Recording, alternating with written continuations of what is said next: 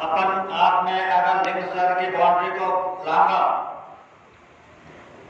तो ये इंद्रिया आपको सताएगी नहीं।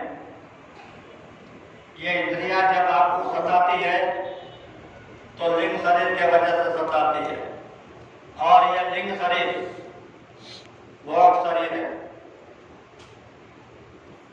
इसका आहार सुगंध है। जैसे आपका आहार स्थूल आहार है, वहां ये स्थूल आहार नहीं, सुगंध का आहार है। और इतना सुगंध न मिलने के कारण वह जीवात्मा चिड़चिड़ी हो जाती है।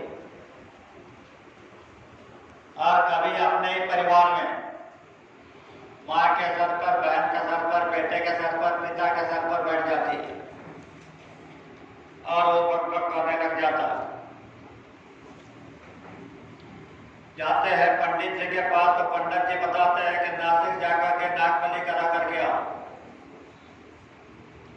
नासिक जाकर नागबलि करा करके आते हैं, तकलीफ कम नहीं।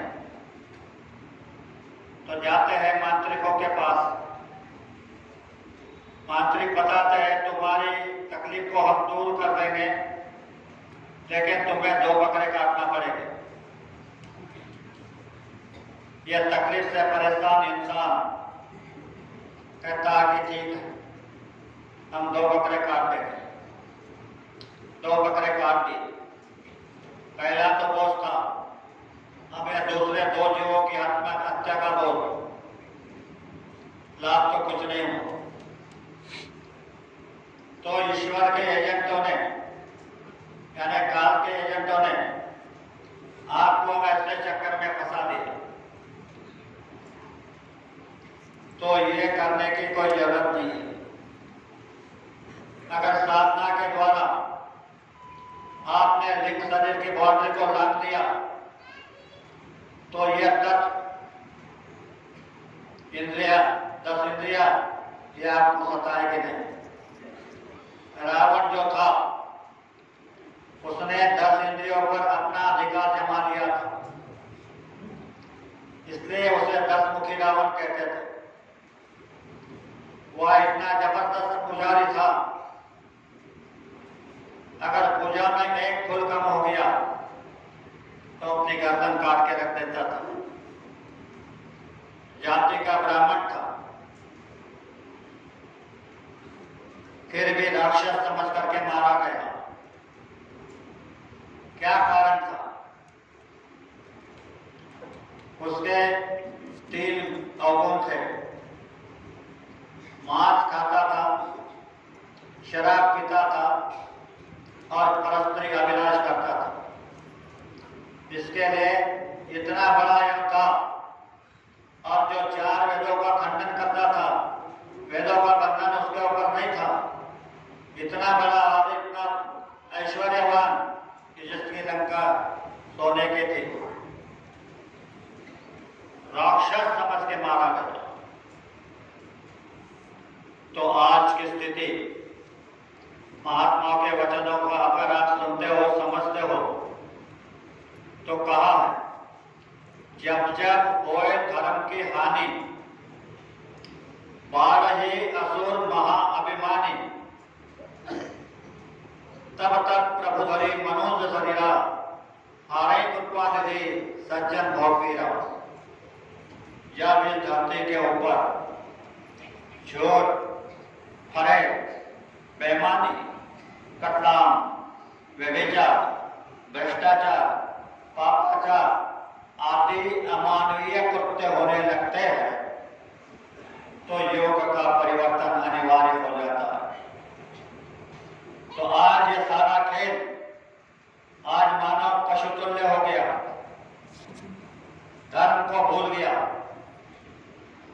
ये धर्म हिंदू, मुसलमान, सिख, ईसाई, बौद्ध, पारसी, ये जो धर्म है, ये धर्म नहीं। धर्म के उपांग और मतों के मतांतर है। हिंदू धर्म वेद मत है। हिंदू धर्म जो है वेद का मत है। इस्लाम धर्म मोहम्मद साहब का मत है। सिख धर्म गुरु नानक का मत है।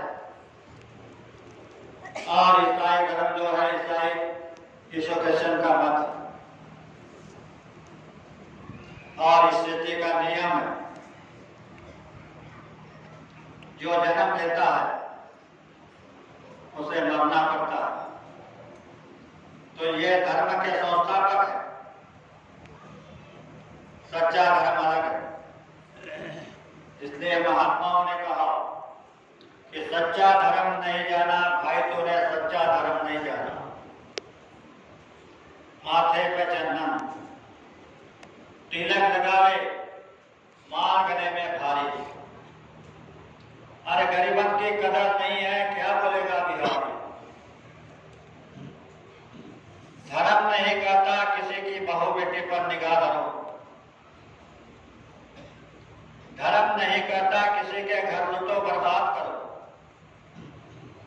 धर्म नहीं कहता किसी जीवों पर हथियार धरो।